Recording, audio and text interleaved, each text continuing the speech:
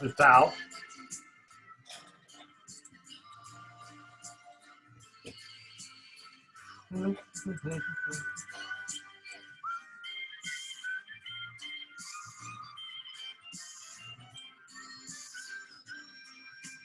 Good morning, everybody.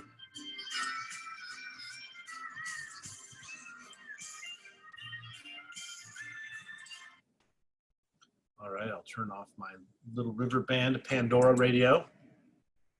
I'd be interested in what your radio stations are on Pandora and what you guys like to listen to. Ooh, let's find our chat. Bring up a chat box. Oh, look at this. We got a good turnout today so far. I'm sure there'll be more people that plug in as we go along the way. Well, happy May the 12th, everybody. I hope you're having a amazingly successful springtime. Some really interesting stuff we're going to go over. We're going to go over some numbers, go over some statistics, and then we're going to, let's see what else. Let me bring up my statistics. Talk about listing documents, the importance of accuracy on your listing documents, and some of the things to make sure you're taking into consideration as you're getting them filled. Because hopefully you guys are going after listing inventory and you're owning it. Okay, as you understand in this business, listings are everything. Right. So as a little analogy I've used before, if you're going to be in the sales business and you were selling shoes, you have two ways to sell shoes. You can wander around the mall and find people who have bad shoes and offer to help them find great shoes and walk them from shoe store to shoe store and help them try them on and eventually help them find a pair of shoes in which they recompensate you. Or you can be the shoe store and just own the inventory. So, oh, let's see. Valerie says she listens to 90s and 2000s pop and rap on Spotify. That's excellent because she's hardcore that way.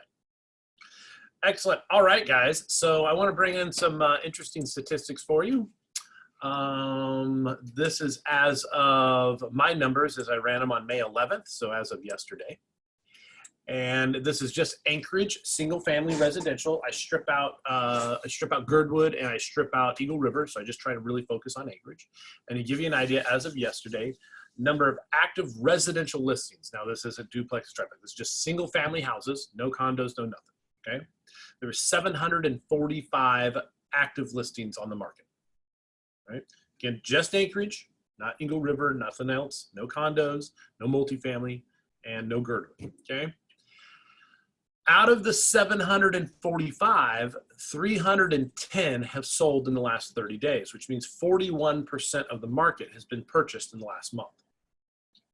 And if no other houses hit the market, okay, it would take only 2.4 months for this inventory to be absorbed. Okay? So when you have that kind of absorption rates, and you guys are more than welcome to turn your mics on here and chip in as long as you just mute them when you're done. What does that tell you about our market right now when you only have 2.4 months worth of inventory? Tells me that it's just as balanced as it was before. Yeah, and actually it's still pretty much a seller's market. They say anything less than like 5 or 6 months worth of inventory is leaning towards the buyer side, and the lower you go under like 4 or 5 months down to 2.5 months, very mildly aggressively a seller's market. Now, in our price point, though, what we see is that, you know, an analogy I like to use with my sellers is that pricing a property is a lot like boxing. Okay, it's like you ever watch boxing or you watch UFC, and how do they divide people up? Well, they divide them by weight classes. Well, who makes the biggest money? Usually it's the heavyweights, right? The heavyweight boxers, not always, right? You got some scrappy ones, you got some scrappy guys out there, but typically speaking, it was the Mike Tysons, the George Foremans, the Evander Holyfields, these big guys that made all kinds of money in boxing. Well, real estate pricing was the same way. Every seller wants to be in the heavyweight. They want to get the big money. But if they overprice and they compete with houses they're not prepared for, and these houses just have greater value and are better for the market, they end up getting their clock cleaned, and they have to lower their price down to a lower weight bracket, and now they're all market worn and bruised and got a black eye. So it makes it really difficult to sell. But if we consider price points as weight classes, what markets and what price points are doing the very, very best, have ridiculous number of sales? And there's two of them. There's two little areas, and they're basically instinctively, you guys realize they'd be in the affordability index. So if you had to take a listing, you were like, this is awesome. This is an awesome price to have a listing. I know it's going to sell and do phenomenal, at least in Anchorage. What do you think that price point would be?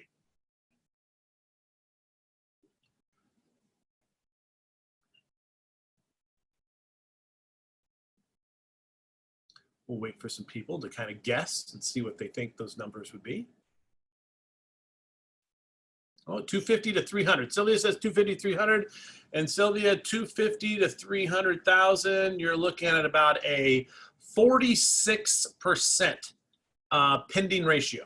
Means 46% of the houses in that price range sell in the first 30 days. That's actually really, really strong.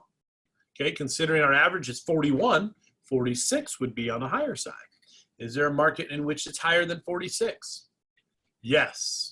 Here's the 2 points, and here's the 3 of them. 1, single family houses priced between 150 and 200,000. Okay, what is that? That's a little 2-bedroom, 1-bath, 0 lot line, right? There's going to be 0 lot line houses. Okay, it's still residential house, still considered single family.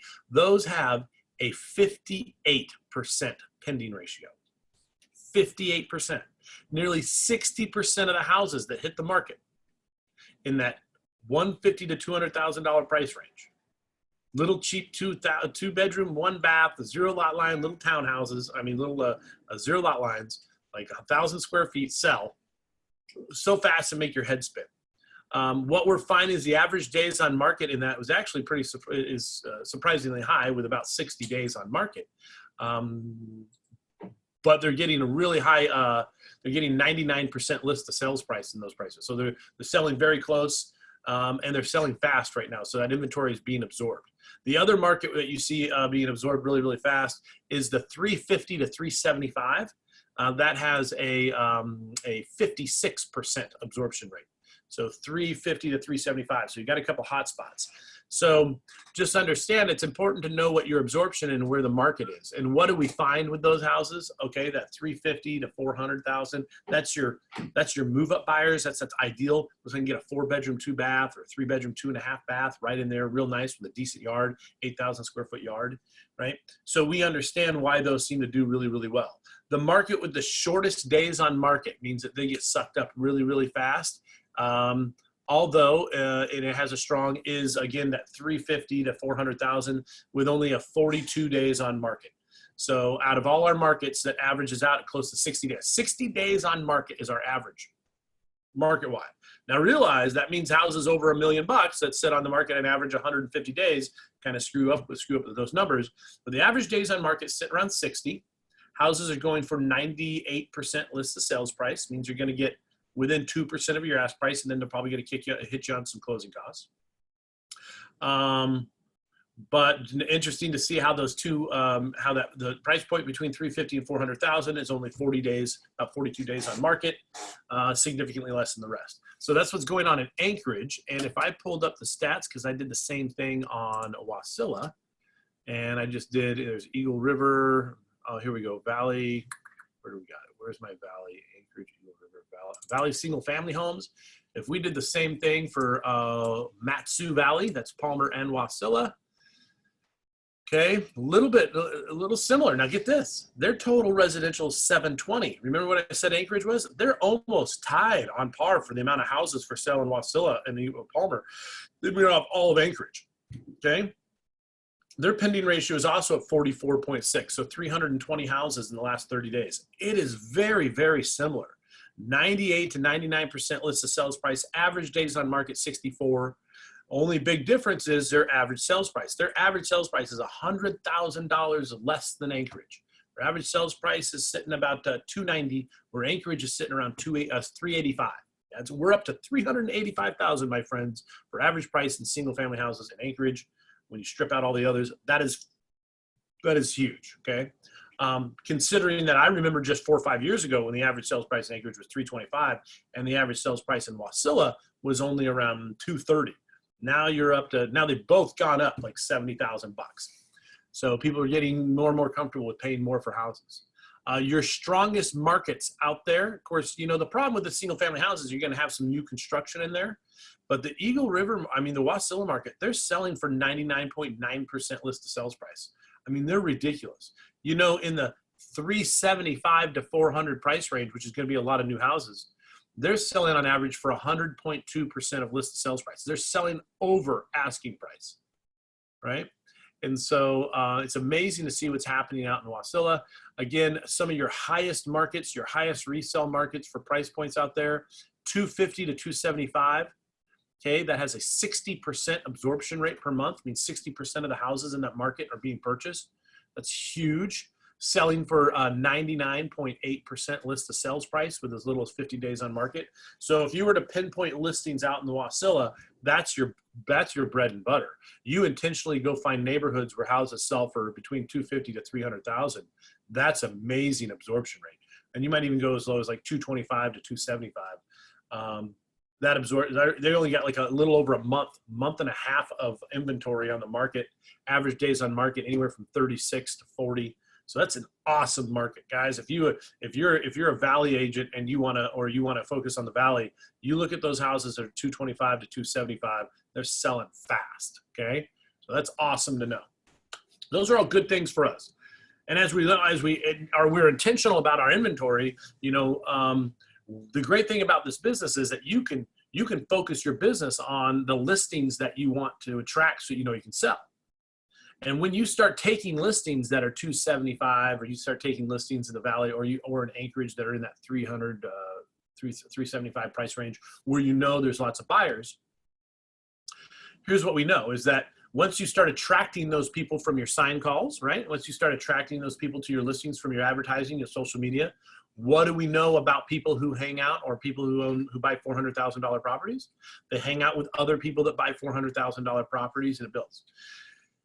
If you ever want to dramatically increase your business, and you're finding that you're struggling with a lower price point, and it's probably just because if you're listing little $100,000 condos, you're listing smaller properties, understand, then you get to really know that market. You get to know what it takes. And so just the course of selling that property and the buyers that you attract, you end up focusing on that information.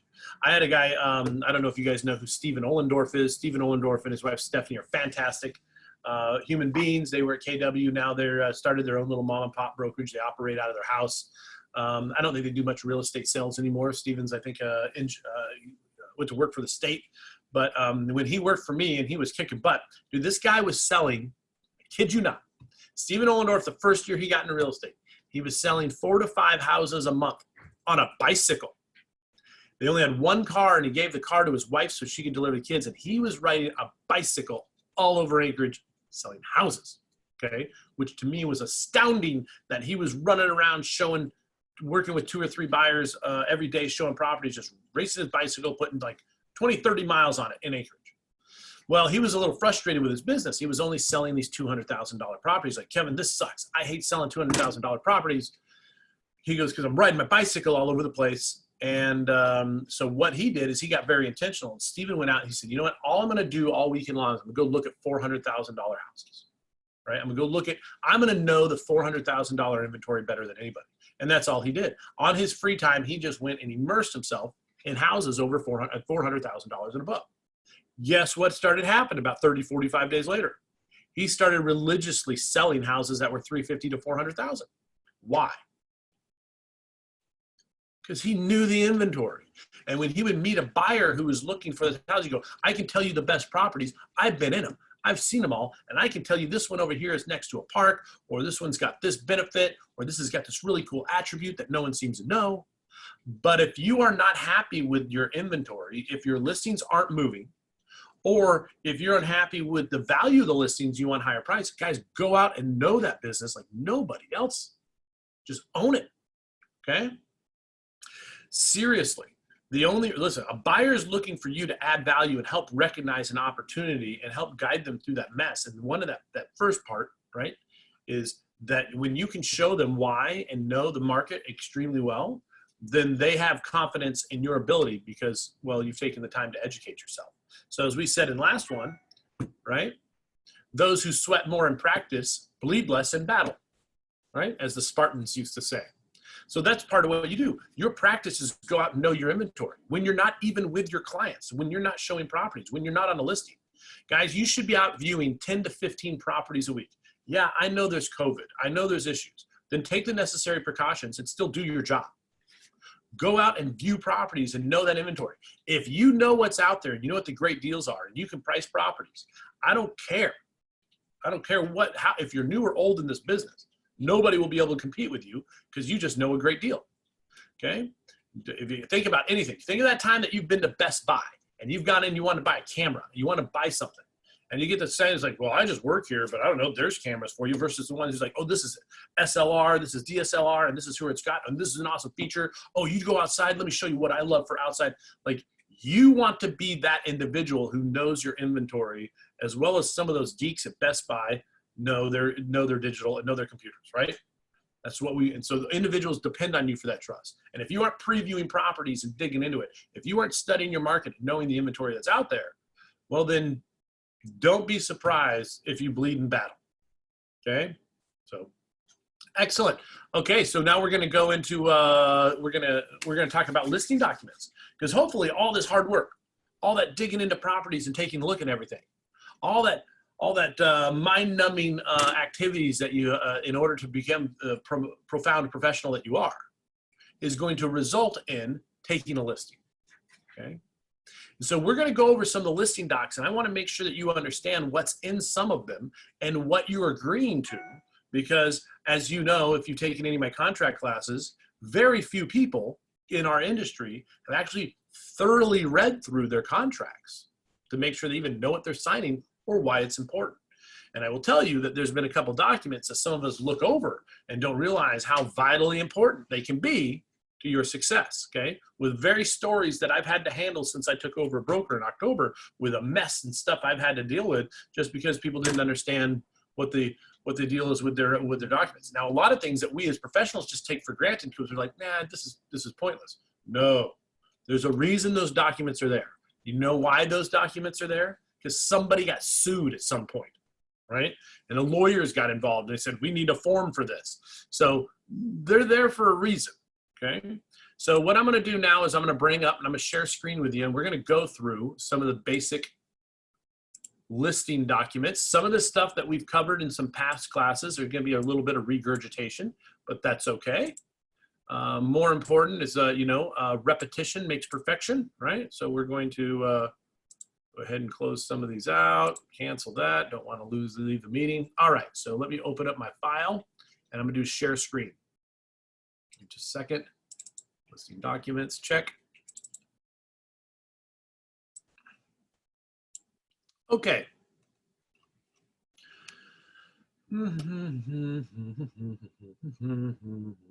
First one we go is, we always know what is the very first and fundamental document you need to have signed by your client. Okay, what's the very first one? What's the first one we're required? As well, remember your classes? AREC, that's exactly right, Sylvia. The AREC is the most critical, okay? In fact, I don't know if you're aware of this, but until you have an AREC signed and you discuss what kind of representation, you're not supposed to be sharing information from confidential sales. The MLS specifically says that all the information contained in the MLS is strictly for the use of real estate professionals and their clients who they represent. Wait a second, Kevin. Yes, the clients who you represent. You are not supposed to be taking closed sales data of other sales and just giving it willy-nilly to the public unless you've actually gone through and expressed and explained your representation to them as a client. Like, some of us actually walk that gray line and take it into open houses or whatever it is and say, here's the sales of the houses down the street. You got to be very careful on that. Technically, according to the MLS, remember, we're a confidential state. I mean, we're a non-disclosure state.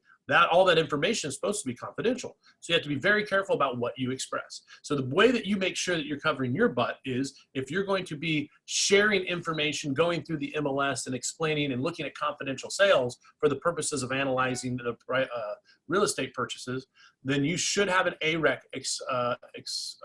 executed, and you should have one where you represent your client, either the buyer or the seller, and then also attached a waiver of representation, neutral licensee, okay? And we talked about this at the last contract training, the class before last, is that there's a couple situations where you cannot be a neutral licensee. What are those situations where you cannot be a neutral licensee, where you would specifically and would only be able to represent that individual, okay? And provide specific assistance to the other party, but can't be neutral. Yeah, related. Natalie, you're absolutely right. If you're related to that person, see, you guys would think, well, I can act as a neutral licensee. I'm very level-headed. It doesn't matter what you think. And you may be the most understanding and, the best mediator in the world.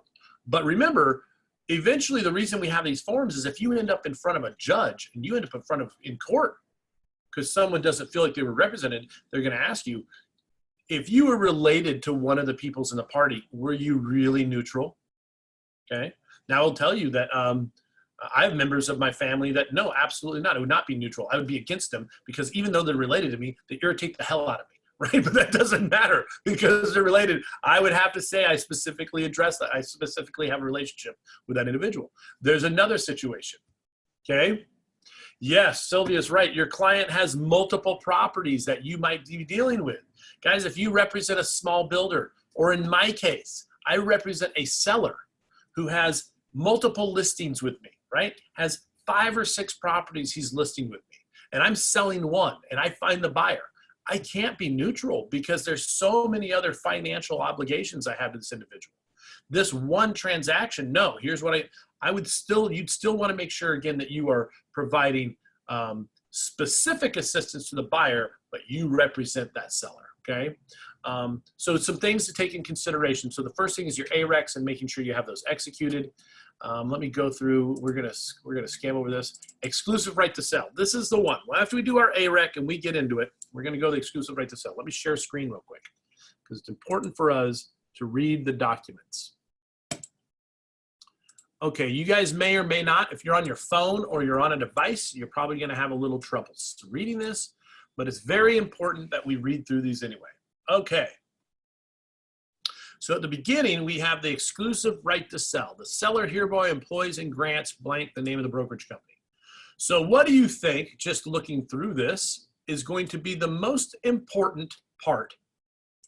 What do we need to verify? And I need to bring up my chat box, so forgive me while I'm looking at my chat. Well, I'm trying to bring up my chat box here so I can see it. You guys are gonna have to forgive me, but while I have this up on my screen, I don't know how much I'm gonna be able to see the chat box as I'm doing the screen share. So,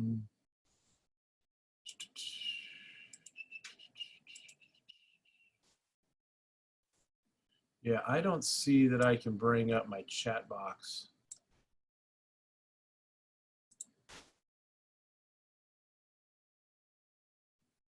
All right, you guys might just have to turn off your mic because as I read through this, I can't see if you guys are typing in questions. I'm going to have trouble. Or if somebody can read them for me so that we can have it. But exclusive right to sell.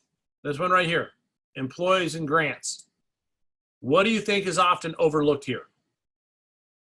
Oh, there we go. I got chat. I can see my chat box. I figured it out. Yay. Okay. Your client has multiple properties. Who's the seller? Same person on title. Who is the seller? The same person on title. Yes. Who has the exclusive right to sell? How many of you have taken a listing from somebody and it's not in their name, it's in the name of an LLC? Well, if there's an LLC, what document do you need in order to verify that that guy can sell the property that's in the name of an LLC?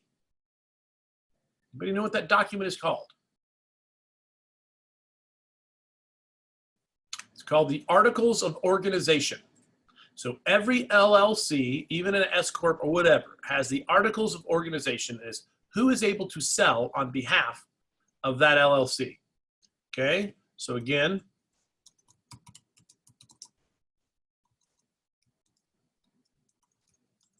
boom, Articles of Organization, everyone. So when you take a listing and you have somebody selling and the property's in the name of an LLC, one of the first things you need to ask your seller for is, hey, would you mind taking the time to go get your Articles of Organization so we can make sure that they're in good working order, that they're dated properly, okay? I use a corp resolution for NIC. Okay, there you go. So you can use, or corporate resolution. So it's basically the documents, and even corporate resolutions, by the way, are found within your Articles of Organization. That's a group of documents that says, how is it organized and who does what? Okay, so excellent, Natalie.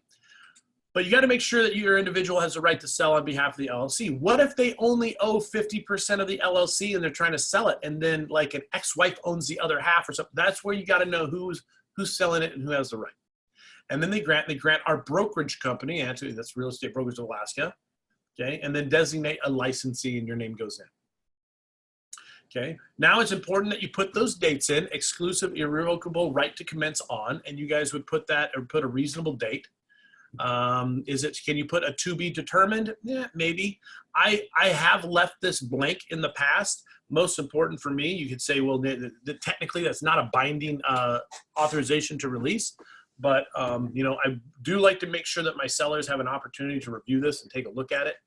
I encourage you just to have your dates filled in, and then expiring at midnight on. And so, you know, what is that date? When would you want to put your listing to expire? Really depends. My listings typically expire only 2 days a year. It's either going to be the last day of June or the last day of December, either June 30th or December 31st. And that's because I just like to go through, and that way I don't have to worry about it's my listing. I don't have to keep looking at others' notices. My listings only expire 1 or 2 days, and I always go the further day out. So if it's May, my listings are expiring at the end of the year, okay, in December. And so that way, when I'm dealing with extensions, if for whatever reason something hasn't sold, I'm just dealing with it in bulk, okay? You've got, obviously, it's important to know the legal address of the property. Make sure you've got the appropriate address. That all goes without saying. The next thing is the seller hereby, and it says check one. This is where a lot of people make mistakes, and this is where we want to take a look at these, okay? 1, you authorize the broker to commence marketing, showing, and the publication of the property in the Alaska MLS database, okay? That'd be that property's going in right away. 2, authorize broker to commence under B, commence marketing the property in coming soon status prior to actively showing the property. Now, this is a great feature. I remember when I was at the other brokerage, we pushed heavy for many years to get this through. This is something that actually, and this was the ability that if we knew something was getting photos and we're just basically trying to clean up the yard, I want ability to market. Where this came from is, I don't know if you guys remember, but the MLS used to fine you $100 if you put a sign in front of a property that wasn't on the market within 48 hours. They would have these little, like, I don't know who they were, little realtor Nazis who would just go around and were just so upset at the world. They'd see a sign, they'd look, if it's not on the MLS, they'd send the MLS a letter and say, this jerk doesn't have his property on the market. It got ridiculous. Like, that's all these people do is drive around making people's lives difficult, okay? So, but you guys realize that the sign guy, getting a sign up in 48 hours is you know, before the listing goes live or something, is unrealistic. But the sign guy was getting so backed up and so busy, we were like, listen, please give me the right to stick a sign up in front of the property maybe a week before it goes live, because otherwise it's not going to get done, particularly if you're out in Chugiak, Birchwood, or all of the valley. Good luck getting a sign in front of that property in 48 hours, right? So we said, hey, listen, there's going to be certain times where we're going to be advertising a property, or people are going to know about it before it goes into the MLS. There's got to be some way that you work with us, and that's where the coming soon listings came from. So if you are listing a property, that doesn't mean just signing a listing paper. That means putting a sign in front of the property prior to it going live. You need to mark coming soon, okay? Otherwise, that sign's got to be up, and it's got to be on the MLS within 48 hours, okay? Next, you have authorizes broker to delay the marketing, showing, and publication of the property until exit date. Now, this means that you getting the listing agreement signed, you're getting the paperwork, but no advertising, no sign, no social media, no nothing, not even in the MLS, okay? And the purpose of the delay is to enable the seller to. Why would you have this? Maybe they're finishing a remodel. Maybe we're signing the documents now, and then he's going to go out of state. He's going to be gone for 6 months or whatever, who knows? And so he wants to sign his paperwork here. And they're doing remodel on the work. You just want to make sure you get the documents done now and have him commence to you. That's where C comes in. Again, you're getting your listing documents signed, but we're not advertising anyway, but you've got him you've secured that listing. So now we see that we've got 3 different things, don't we? We have going on the market right away, going on the market very soon, just getting photos, but putting our sign and doing anything. And the third one is signing our paperwork and getting it done, but no advertising and nothing until all that's done, okay? The difference is that delayed marketing has a much larger frame of time. It can be a couple months, as opposed to coming soon is only 2 weeks, but you can get an extension. So again, I'd say down the list, but going up in urgency as we go down this list. And finally, D is request the property data. You marked the box D. Request the property data not placed in the MLS database, okay? But authorizes broker to commence marketing and showing of the property. This one you got to be very careful with, okay? If you take a non-MLS listing, it cannot go in the MLS for 6 months. You take one where you say you're going to basically sell the property, but you're not putting in flex. That property cannot be listed in the MLS for 6 months. And if you decide to move it from a non-MLS listing to a listing, there's a fee, and it's a hefty one, okay? So just note that. The MLS does this because they want to control the data, and they want to make sure all the data that goes in there is accurate, okay? And they also want, and so those are the rules that they created, okay? So we have request the property data not be placed in the Alaska MLS database. And they hate that one, to be honest with you. Is there times I've done that? Absolutely, there's times that I've used this. When is a time you may list a property for sale, but not want it placed in the MLS database? Okay, can you guys think of a situation where that might be? Okay, and I've done several of them. Why would someone not want, you already have a buyer? That's possible that you already have a buyer. Generally speaking, anybody else other than we already have a buyer for the property, why would it not be placed in the MLS database if you're trying to sell it? In this case, let's say you're trying to find a buyer for it, but you don't want it, but you don't want it in the MLS. Well, it's simple. Large commercial properties. Do you guys notice that a lot of your Class A, what do you find? You don't find medical office buildings in the MLS, okay? You don't find those kind of properties. Corporate sale, yep, I have a client does not want that place. There you go. So corporate sales, large commercial properties, sometimes even large apartment buildings. Why? They don't want the tenants to know the building's for sale. They may have some tenants in there that are on 5 or 3 year leases, and so, commercial leases, and they're concerned about the sale of the property. This allows people to take their properties and put it on different websites, such as Crexy or CoStar, or these are subscription-based commercial websites. Like if you're not paying $150 or $300 a month, you don't get access to this. But when you do, you get access to all the commercial properties in the United States, Canada, and beyond, okay? Strictly commercial websites. So a lot of times, right, these commercial, okay, you'll see that on delay. Or a large apartment building, okay? Corporate sales, large properties like that, they don't typically put them in. Those are typically the case. The only other time I've seen that is if it was a seller who said, hey, listen, I've got this property. I'll sell it on a seller note. If the right person comes along, I don't want anybody to know, but it's got a tenant in it. But it's interesting, but generally speaking, you are better off getting it on the MLS just because you get more eyes on it, right? Then you get more people looking at the property. Okay. So if option C is selected, option C being delayed marketing, the Alaska MLS delayed marketing notice is required. If option D is selected, the AKL MLS non-MLS notice is required. Additional notices must be forwarded to the MLS within 3 business days of the listing date, okay?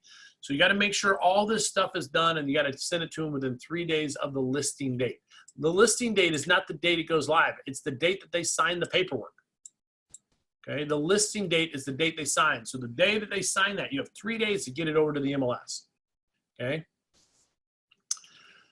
Brokers subscriber of the MLS statewide marketing system, which brokers share property data, thereby increasing the opportunities for sale and purchase by consumers, such as a broker is required to submit property data to the Alaska MLS within 3 business days of a seller's signature on a listing agreement.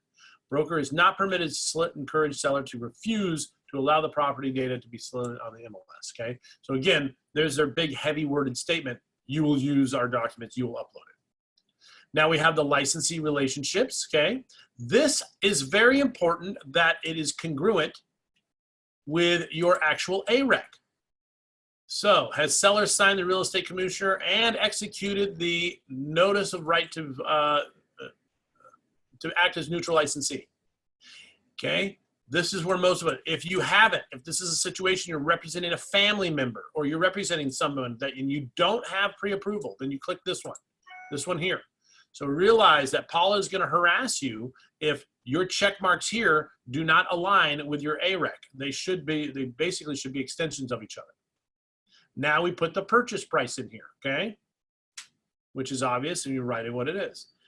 Title insurance and proration. Seller warrants that the seller has a right to sell the property the term is provided and agrees to furnish and pay for policy of title insurance showing marketing of the property. Okay. Showing marketability title of the property. So if you have a seller that says, well, I don't want to pay for title, in their listing agreement, they've already said that they will pay for title insurance and they will pay for a title insurance policy. Okay. So it's important to note. You have a seller that says, I'm selling it for cash as is. I don't want to pay squat. Well, no, squat except for title. You've already agreed to that in your listing agreement. Seller agrees that interest on loans being assumed, taxes, rents, and insurance will be prorated the date of recording unless otherwise agreed in the purchase and sell agreement, okay? So there's some things that have already been negotiated regarding the purchase in your exclusive right to sell. Compensation to broker, okay? Seller agrees to compensate broker a total of, and this is your percentage, it's a total. So 6%, 3%, whatever you're charging, right? The price or sales price, or is it a flat fee? Are you getting a flat fee? And those are increasing increasing flat fees, okay? In what case might you charge a flat fee? Where would you have an exclusive right to sell on a property and you're going to charge a flat fee as opposed to a percentage? Well, one is if this is what we call a one-time listing agreement. Guys, I've brought a buyer for a property and the guy didn't have the property listed. So I said, here's what's going to happen. I'm going to sign a one-time listing. So we fill all this up and under the terms, additional terms and conditions, write in, this contract is only applicable if John Doe buys the property from Steve Smith, right? From seller Steve Smith. Only applies to this sale. In this one case, I get a compensation and I do a flat fee. So you may have a flat fee in there, right? Or it may be a small property. Listen, if you're doing like a property that's under $100,000, maybe rather than charge a percentage, you just say, you know what, I'm just charging a flat fee. I'm not gonna take 2.5% or 3% or whatever it is because, you know, depending on what you sell for, it might just be too cheap. Like you're paying me $2,000 no matter what or whatever it looks like. So you might negotiate a flat fee in there. Of which to play compensating broker. So here's what you put for the other broker. So if you're charging 6, you might put 6 here and then 3 here. Typically we split it. Understand that if you don't split it equally, if you put 6 here and you put 2.5 here, there better be a really, really good reason because that other realtor is going to get stinky face at you later. Have I done that? Yes. In which case would I charge someone 6% or 6.5 and only charge 2.5 or 3 to the other side? Well, the answer on that is just depends on how much work that property is. Listen, if that property is a vacant listing and he had me go in and help organize contractors, I went out there freaking half a dozen times, making sure people got in the property and did what they were supposed to do. There's just a lot more work to get this property on market than a standard listing because the guy's out of town or out of state. Yeah, it might be unequal. Okay. And I just explained that to the other party. And the guy goes, well, how come you're not splitting a 50-50? And I go, dude, I've been working on this property, trying to help him get this together for 4 to 6 months. And my agreement with the seller is that he would compensate me and pay me extra for the extra work that I put into the property. And so my agreement with the seller is none of your business. And so, meanwhile, it was advertised at 3%, be happy with 3% or whatever that is. Just depends on how you want to handle that. But that's the only times I typically charge more than what the other side is seeing is if I put a lot of work to get a listing done and the seller agrees, hey, listen, I'll just pay you more on compensate. Okay. So it says seller rights to pay for any applicable sales tax on the appropriate taxing authority no later than the date of recording. So then they're agreeing to pay the sales taxes and the appropriate taxing authority. When do you have that? You have that in the valley, sales tax, okay? Now we look at this. Broker procures a buyer under the terms of the agreement or a licensee. Okay, so here's the situations in which they're going to compensate you. This is so important because not enough of you guys read this. This is really important. Pay attention. If you doze off, now's the time to like Dry the sleep out of your eyes and pay attention. So this is when they owe you money. 1, broker procures a buyer under the terms of this agreement or under other terms acceptable to the seller. So you find a buyer or another licensee brings you a buyer and they say, you know what, I'm signing and they go purchase and sell agreement. The property now procures a buyer under the terms of the agreement or other terms acceptable to the seller, okay? What does that not say? What doesn't need to happen technically? Doesn't have to record. Guys, if you bring a buyer for the property and the seller agrees to it and you get it under contract and you sell it, and then he just gets cold feet and he agreed to this and then they just decide, nah, I don't want to sell it. Technically, they still owe you your commission because you did your job. Okay? Just because the buyer changed his mind doesn't mean they get to pay, they don't get to sell the property. Now, I have rarely seen a licensee enforce this, but it's there. Okay? B, the property is sold or transferred by the seller to a buyer placed under the contract during the terms of this agreement or any other extension thereof. So again, now here it says, not only if I just bring you one, but then again, if it's sold and he purchased it, notice that they're separate. It didn't say, it didn't start with B, the property is sold or transferred by seller to buyer or placed under contract. No, it started with, all I do is procure a buyer under the terms of the agreement, which you already agreed, okay? And remember what he agreed to. If they bring you a full price offer, asking your seller only to provide full price cash offer for the property with only asking the seller to pay for title insurance, seller's already authorized that. He authorized you on what the sales price was, and under Section 4, the seller warrants that he has the right to sell the property terms and will agree to furnish the title policy and pay a sales tax and any prorations. So if you bring him a full price cash offer and the buyer asks him to pay for title insurance and that's all, you met the terms of this agreement and you could potentially pursue him for your commission or them. All right. C, the property is sold or transferred within blank days after expiration or termination of this agreement to anyone who was shown the property through the marketing efforts of the broker during the term of this agreement. Okay, now a lot of people stop there and like, okay, so what is it? Always fill that in. I don't know, but 60, 90 days. But you have a buyer who showed the property to and they looked at the property and they liked it. Maybe it was maybe you had an open house and the individual came into the open house and looked at it while you were there and you were like, oh, and they're like, this is great. But then your property expires. And then that individual who came to your open house comes and since he knows where the house is, he goes and knocks on the door and says, hey, I really like this house. I see you're no longer on the market. Still want to sell it? Well, then you want to make sure that you put a date in there so you're compensated for your hard work. There's only one case in which this doesn't stand up, and it is the second part of this because there's a comma. Provided that the property is not sold or transferred to another subscriber of the Alaska MLS. So here's what that looks like. You've listed a property for 179 days. It expires on 186 months. And on the 179th day, you're having an open house and a guy walks in and says, oh man, this place is sweet. Oh man, I love this house. You know what, gosh, you know what, I'm really gonna think about it. And then he leaves and the next day it expires. And 3 days later, that buyer shows up, but now he's got his own realtor and he shows up and his realtor calls that seller directly because you're no longer under contract, says, hey, Mr. Seller, I see your house expired. I have a buyer who's interested in your property. He saw it when it was he saw it when you were listed before. Would you be interested in selling that property? Well, if that licensee approaches that seller and that seller agrees to list it and they agree to a neutral licensee, guys, you're shit out of luck. Okay? So understand, provided the property is not sold or transferred to another subscriber of the Alaska MLS, if they're another licensee using the MLS, and they bring a buyer.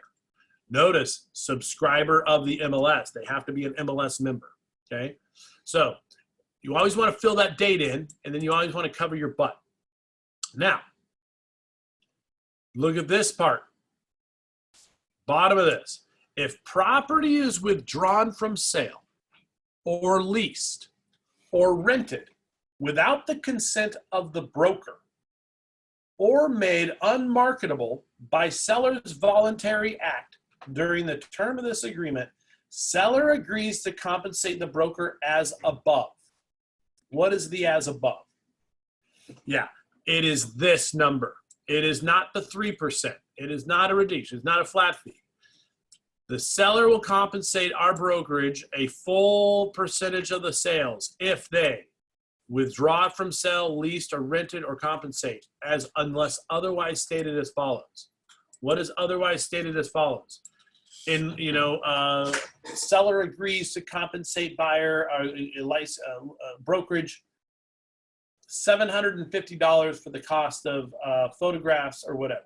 Okay, but understand, if you're leaving that blank, your seller is technically entitled. You are entitled to your compensation if they make it non-marketable, because you've invested money and you've put hard work into this property, right?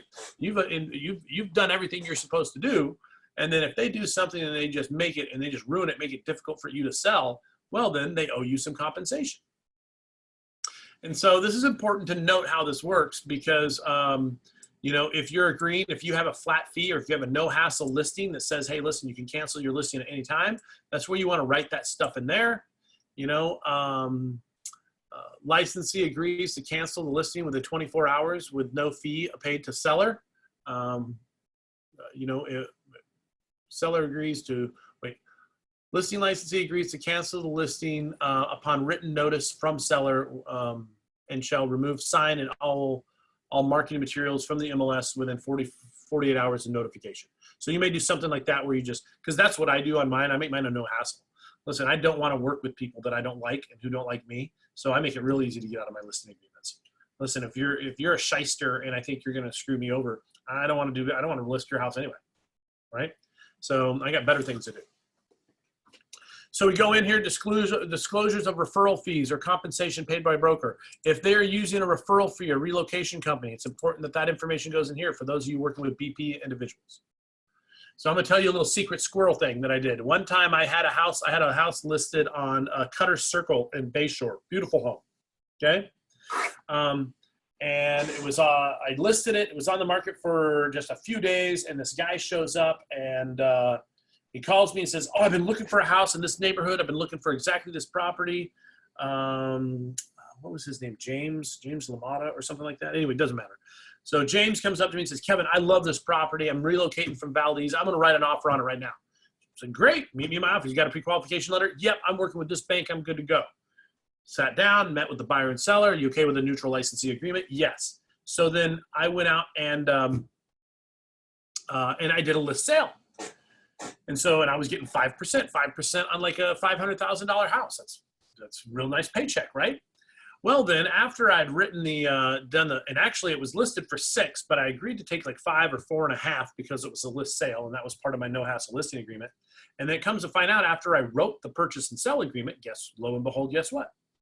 A buyer is actually represented by a relocation company. And the relocation company had him sign a contract and saying, hey, Kevin, if you don't give us 30% of your selling side commission on your listing, well, then we're not covering our buyer's closing costs. We're not covering all this stuff. And they sent me this really aggressive, mean letter. And I'm like, where were you? This guy came to me. I was advertising it.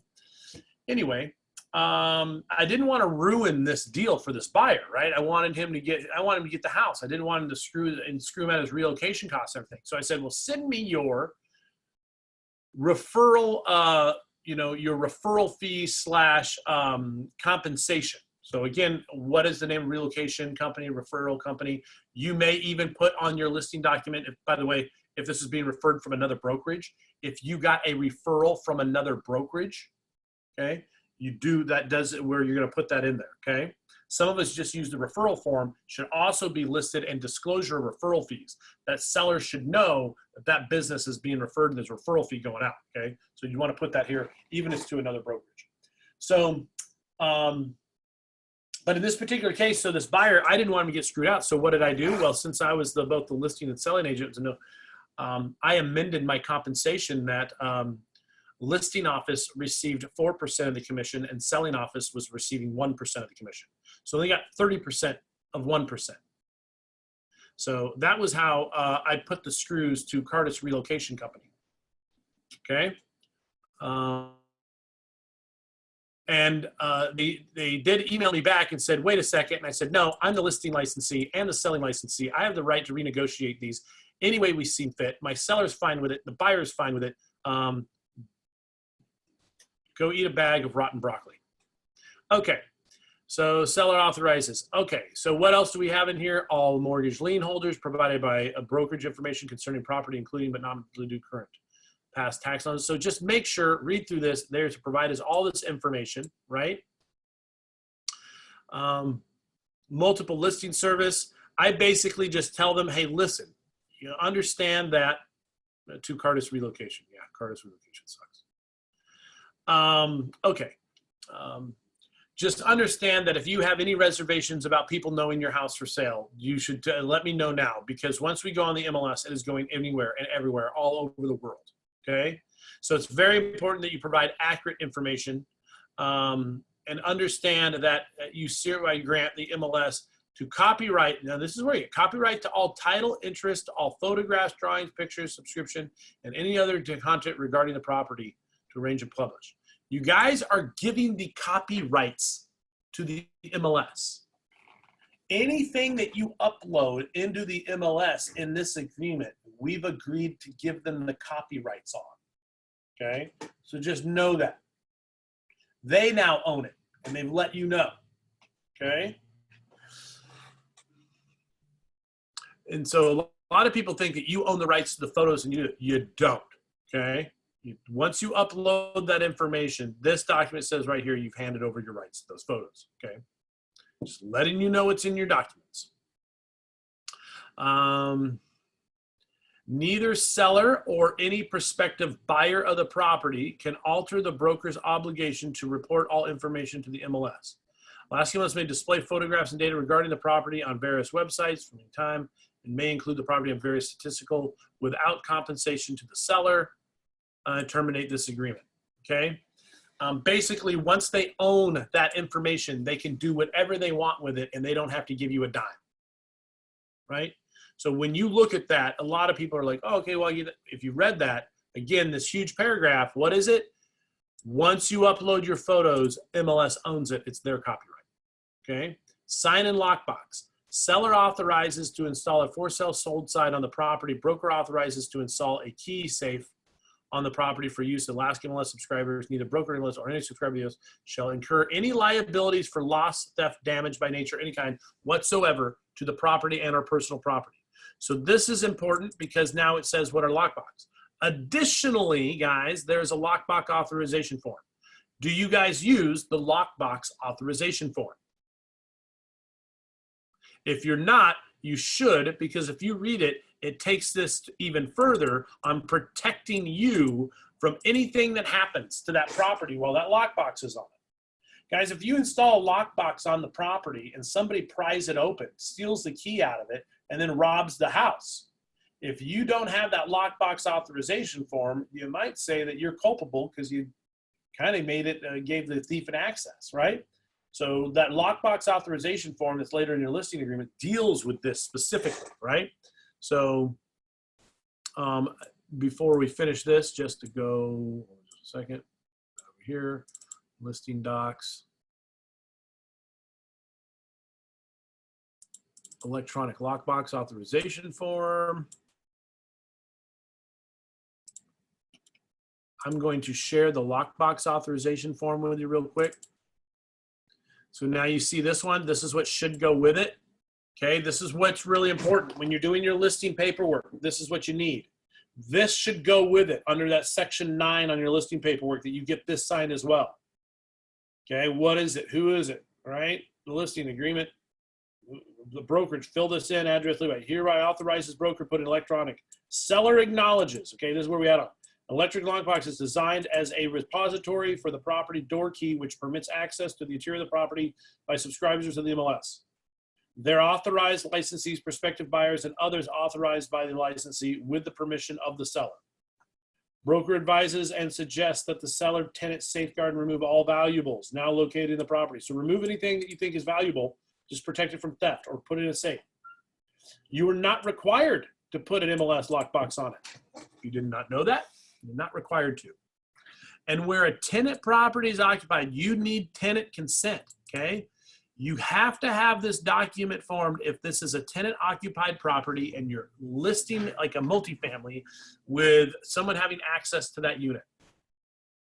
All parties agreed to, and this is a very powerful statement and so critical, right? This paragraph. The parties hereinto agree to indemnify and hold the brokers and their licensee harmless from all claims, demands, costs, suits, fines, judgment, penalties, expenses, damages, losses, liabilities of any kind or nature whatsoever arising directly from or indirectly from this agreement. The purchase and sale of the real estate that is subject of this agreement and any default, violation, or breach, okay? And you want to not only have the owner sign it, you want to make sure that the tenant signs it or any resident who is non-owner that lives or resides in the property.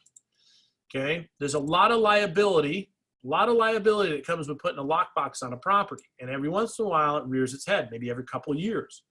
Some disgruntled, someone says, I think someone was in my property and I blame you and it's your fault, Mr. Realtor or Mr. Salesperson, because you didn't, you know, I think you took the key out and made a duplicate.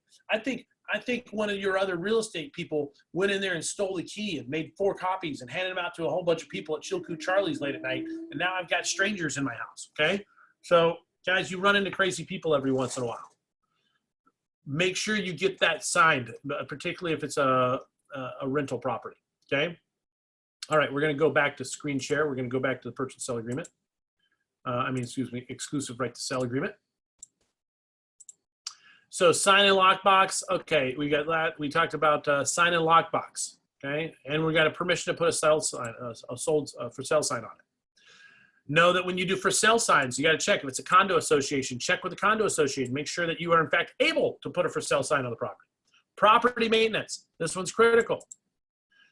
Buyers, owner, during the term of this agreement, unless stated otherwise in a separate agreement between listing broker and seller. Seller acknowledges seller is solely responsible for the property, its components, vacant or otherwise. You are solely responsible. Listen, it's your job to maintain the property.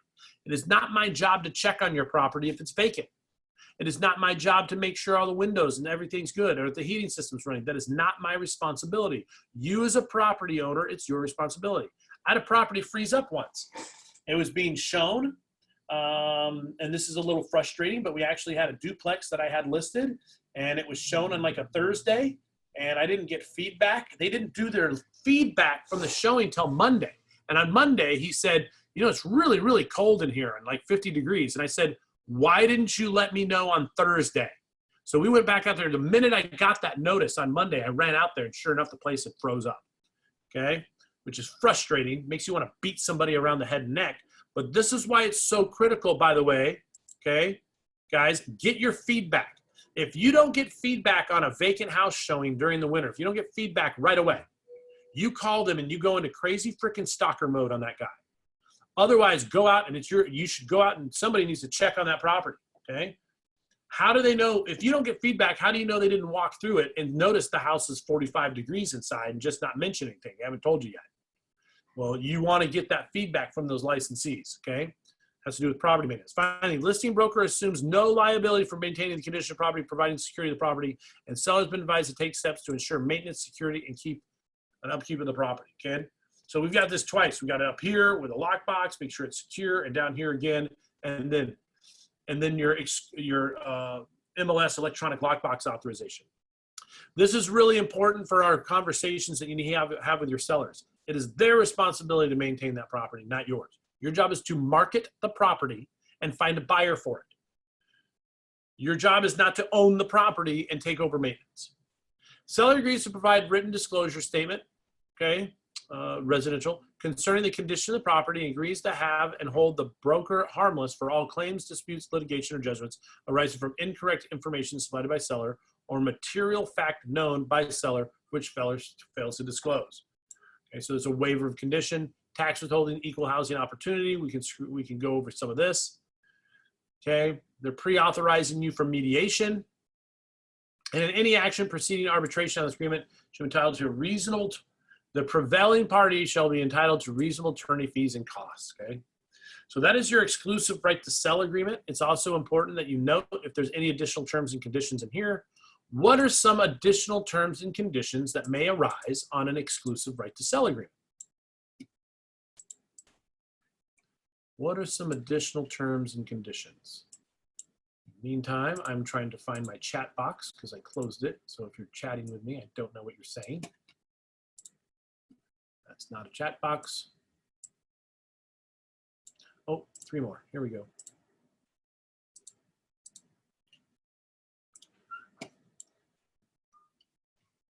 Change of commission after a specific, change of commission for a specific buyer. Yeah, there you go. So if you have a commission change, what are after a specific period, variable rate commission to the license, those are all correct. Those are all correct. So what do I put in there typically? I put in there that should a listing licensee procure a buyer, okay, for the property whom is not represented by another subscriber in MLS or another licensee, listing commission shall be reduced to 4.5%. So if I'm listing it for 5, 5.5, or whatever, 6, and maybe I'll reduce the listing to 4.5, 5%. If I procure the buyer. I've done that on like a $1.5 million property. Listen, guys, I had a 6% listing. I've got one that's getting ready to sell that's 1.8 million. I had a 6% listing on that, and I found the buyer for it, so I agreed to take 5%. Okay, that's not bad. Okay, I'm not going to cry about that. I'd reduce the commission. So, yeah, you may have terms in there in which you have agreed a commission. So, change of use for specific, but those are where you put your other information. Okay, we're running close on time. Couple other documents I want to go over here on your exclusive right to sell. This one is really important.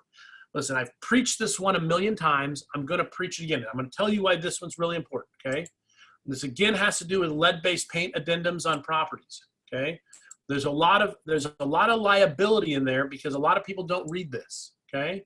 So all you guys who don't always, there's a few names in here who don't show up frequently to training, so I'm glad you're here. Okay, this has to do with your residential property transfer disclosure statements, and particularly as it pertains to lead-based paint, okay? And what I'm gonna do is I'm gonna share with you the purchase and sell agreement, and then I'm gonna share with you the lead-based paint addendum, and make sure that you guys understand what this means and what the dates are. Because I'm going to tell you, I just discovered something reading that before this class that I didn't realize before, okay? Well, one is the one thing I've always been able to share and I've always known, which is we're going to go to our purchase and sell agreement. All right, here's our purchase and sell agreement. If you guys are reading it, you guys have looked at this a million times. And we go under the additional terms and conditions, right? And documents down here. And of course, I make you guys read this one all the time and I pound it into your head because I still see these files coming across. I still see you guys with houses that were built before 1978 not following this. Lead-based paint warning, okay? Unless exempt if the improvements of the property include one or more residential dwellings constructed prior to January. This is important because we're going to see there. Did you know we should put an asterisk next to this? Constructed prior to January 1978, the buyer shall not be obligated under this purchase and sell agreement unless a completed lead-based disclosure form is signed by the seller and seller's real estate licensees, which must occur before the parties sign this agreement. Guys, the lead-based paint addendum has to be signed before they do the purchase and sell agreement. Otherwise, your purchase and sell agreement is void, okay? It's not enforceable. According to this right here, if it's not done prior, okay? And it says, see the EPA pamphlet, protect your family from lead. If applicable, buyer acknowledges receipt of the lead-based paint disclosure signed by seller prior. So guys, if it's built before 1978, you get that lead-based paint addendum signed and uploaded into documents and have them sign it and make sure it's included in their offer. If they send you an offer, don't respond to the offer with your seller. Say, hey, listen, I can't respond to this until you acknowledge the lead-based paint addendum. That's your listing. Have them acknowledge the lead-based paint addendum before you respond to their offer. Say, hey, you got to do this, okay? What else? Well, here's one thing. Let's check the lead-based paint disclosure. Let's read this a little bit closer, shall we? Because now it says you got to read the disclosure. But now, I mean, it says you got to acknowledge the disclosure, but let's read it. Is there anything in there that might be interesting? Oh, yes, there is. Here is the lead-based paint disclosure. We've all seen it. We've all just scanned through it. Every perch of interest, blah, blah, blah. Guys, what is this? You guys notice that there's this little fine line down in there? Has anybody ever taken time to read that? Well, here's what it says. According to the EPA and HUD, they consider residential dwellings built prior to 1978 to mean housing for which a construction permit was obtained, or if no obtained housing before January 1st, 1978, which means, guys, if the house was built in 1979, but the permit or construction began before January 1978, you still need this. It is not the date of construction. It is the date when they pulled the permit or began construction. How many people can honestly say they read that and saw that? That they looked at a property and saw it was built in 1978 and said, I don't need this. Or 1979, I don't need this. Well, I will tell you, even if it was built in 1978 or 1979, we look at it and say prior to, no. No, this little sentence down here says, if they began construction prior to January 1st, 1978, you're required to have that lead-based paint addendum. And if you don't have a lead-based paint addendum and this isn't signed prior to your purchase and sell agreement, guess what? Your purchase and sell agreement is not enforceable.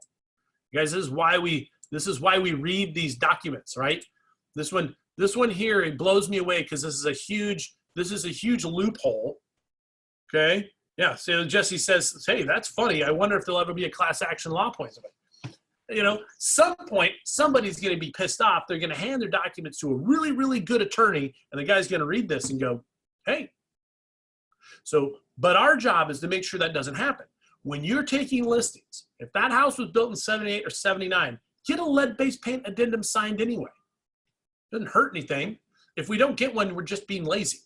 So just go ahead and have it taken care of, okay? And then make sure it's executed, which means read it, because then, you know, going back to share the screen and share with the lead-based paint addendum, make sure that you check the appropriate boxes. So your seller is going to initial here. I can't believe how many of these I see where they sign here and click this, but don't fill this one out. Guys, seller's going to initial here. And they either know of lead-based paint or they have no knowledge, okay? And if they say they have no knowledge of lead-based paint, that's fine. Then they still initial here. And then their seller has provided the purchaser with available records pertaining to paint, lot base, okay, or has no reports. They got to initial both of these, and then they got to fill one of these out. By the way, if the seller owned that house and they had the windows replaced, guys, there's one of these that's out there. If that building was built before 1978 and during that seller's ownership, they had the windows replaced, I guarantee you this has been done. Because every window company, including Lowe's or anybody, before they replace windows on a property built before 1978, does a lead-based test. They're required to. They're required to by law before they replace the windows. So if your seller says, I don't know, and you're like, well, didn't you guys have Speedy Glass, or didn't you have Window Medics come here and replace, or didn't you have Lowe's do all your windows in like 5 years ago? Well, yeah. Well, then you have a lead-based paint report somewhere. Okay, I don't know where it is. Just because you don't know where it is doesn't mean it doesn't exist. So who'd installed your windows? Okay. So buyer's acknowledgement initial, okay? And then finally, here's where the buyer acknowledges. Buyers receive copies. This is where the buyer. And then you as a listing licensee, you have your knowledge. Licensee has informed the seller of his obligations and is aware his or responsibility to ensure compliance. And then you attach the lead-based paint pamphlet or make sure they get it. So that part, the lead-based paint addendum, as a broker, we're doing review. I still see a lot of us because we're used to just saying, oh, you know what? I'll do it with the disclosure. No, guys, you want to get that done before that property goes live, and real critical that you make sure those documents are completed, including your residential property transfer disclosure statement as part of your purchase and sell agreement, okay? Now that residential property transfer disclosure statement and lead-based paint addendum are so important to make sure that a buyer acknowledges them before they sign the purchase and sell agreement, okay? Because then they can't, listen, pay attention. If your how many of you have gone back and read a disclosure, a property disclosure, and in the property disclosure, it says that, hey, listen, we've had water in our crawl space multiple times and there's a sump pump and this is an issue and we knew about it, okay? And we disclose it on the residential property transfer disclosure statement. And then a buyer brings an offer on a property but doesn't sign it, and then they get a home inspection, they come back and they say, or they come back and they go, well, gosh, man, there's water in the crawl space, I don't want to buy this property. Well, listen, if it was on the residential property transfer disclosure statement and they were well aware and they signed it and it's been over 72 hours, you can't then claim that this is new information for you. If you want to bulletproof your transactions and you want to make sure your seller is protected, you make sure that that residential property transfer disclosure statement, lead-based paint addendum, are fully executed and done with as much information as you can provide as possible. And it is in the purchase and sell agreement. It has now been disclosed. If that buyer tries to weasel out later and tries to claim it's new information, it's not. They've known about it. They signed to the residential. This wasn't like new surprise to them, okay? And so in many cases, we end up, my intention isn't to play gotcha real estate, but if it's obvious you knew about something and now you just changed, that means you just changed your mind, okay? So there's important things to put in there about regarding our contracts and how we protect our clients. That also can mean, by the way, that you may be jeopardizing your seller or giving somebody an easy out. You don't want to get 3 days before closing and another real estate professional look for an easy way out where the buyer gets cold feet and they're looking for a way to weasel out of the contract. And oh, by the way, we're missing the initials on a couple pages of the disclosure. Oh, by the way, we didn't get the lead-based paint addendum. It's not executed. Oh, by the way, guys, if you don't know your paperwork and you don't execute it, okay, you're exposing your client's neck unintentionally. And there's so many documents, you realize they don't know. Our buyers and our sellers don't know. They're trusting us to know these forms. Okay, so that's all we're going to cover today out of interest of time. It's been a little bit over an hour. I do want to make some great, fantastic brokerage updates for you guys. So we're going to continue working on contracts because you know me, I'm big on contract law and understanding the agreements that you guys have. But the second thing is we're going to start a whole series of classes. It's going to be every Tuesday and Thursday, same time from like 11 to noon. And we're going to start doing into building your business. So many of you, as you know, we talked about this last time, I've taken just about every real estate coaching program that's out there, from Cochrane coaching to MAPS coaching to I was a productivity coach over at KW. I've been to Kevin Ward and Kevin Heil coaching. I've probably taken about 7 or 8 different real estate coaching and sales things from all different brokerages all over the place, right? And they all come down to some pretty basic fundamentals, and there's a lot of similarities. They all have their own little, we're vanilla bean or we're French vanilla or whatever, but when it comes down to the heart of it, they all share some really important things that are critical, that are similar.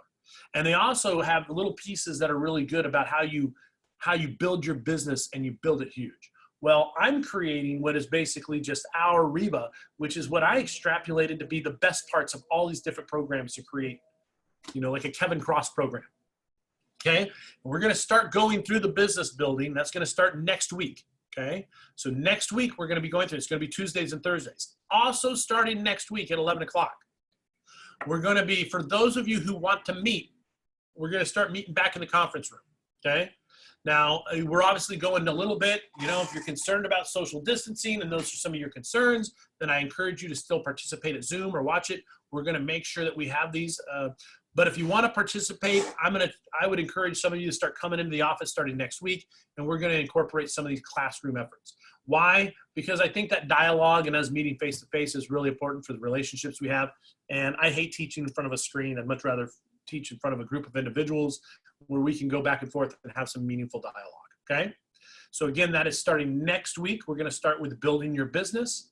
We're going to cover everything from the fundamentals and forms of your leads to lead capture and conversion from sign calls. We're going to be talking about different forms to run your database and how to over communicate with your clients. We're talking about buyer mastery and doing buyers consultations. We'll be dealing with previewing properties and doing CMAs. We'll be dealing with writing purchase and sell agreements and contracts, right? We'll be dealing with everything that's basically all the activities that take place in order to make substantial income. In fact, we'll even be doing a business building, which is if you want to make, whether you want to make $150,000 or you want to make $500,000, how many listings, how many sellers do you need to have, and what does that need to look like? How do you know if you're on track to meet your goals? So it'll be pretty extensive. It's probably going to cover repeat in-office training days and times, please. Valerie says, okay. We're going to go Tuesdays and Thursdays from 11 to like 12:30, 1 o'clock. We'll try to keep it short. I'll try to keep it intense, but we'll be moving those. Make sure that you're on the REBA Lounge page as you get the updates, because we need to secure that. We also, the one thing I haven't done yet is make sure that the Native Corporation upstairs says it's okay for us to continue using the conference room. I'll double check with them this week, make sure there's no delays. But if you want to attend, fantastic. We'll still have the Zoom links, but I would like to start getting back to a little bit more business as usual. Additionally, we'll be covering a whole host, and I'm working on the syllabus and what those classes are. So again, this is part of my my plan on making REBA a full-service brokerage, not just the least expensive place to be, but the highest amount of value. All the education and training you could expect to get anywhere else, we have that here, and without being pilfered. And it says, thanks, I'm coming. Excellent value. I would love to see you here. So we'll be starting that next week. Excellent. So it'll be next Tuesday at this time.